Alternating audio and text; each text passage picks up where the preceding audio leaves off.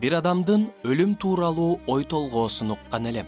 Ал мындай дейт: өлүм дегенде менин көз алдыма ээн талаада тамырынан баштап куурап, чирип калган дарак элестейт.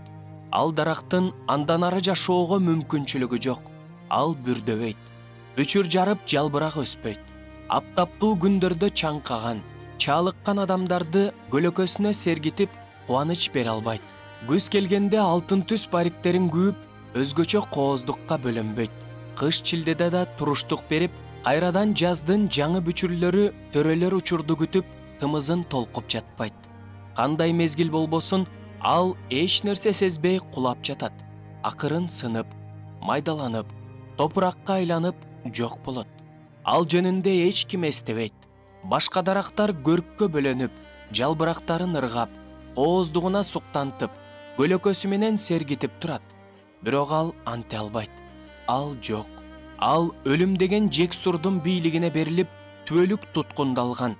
Дарак тирүү болушу үчүн анын тамырында өмүр болушу керек. Өлбөстүккө ээ болуу үчүн түбөлүктүү өмүр керек. Чынында өлүмдүн үстүнөн жеңиш бар.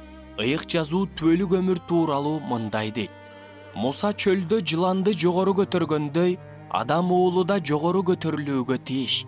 Ошондо ага ишенген ар бир адам түбөлүк өмүргө ээ болот. Кудай бул дүйнөнү абдан сүйгөндүктөн өзүнүн жалгыз уулун берди. Кудай аны ага ишенген ар бир адам өлбөй, түбөлүк өмүргө ээ болсун деп берди. Кудайдын уулуна ишенген адам түбөлүк өмүргө ээ. Ал эми ага баш ийбеген адам өмүргө ээ болбойт. Кудайдын каары анын үстүндө болот.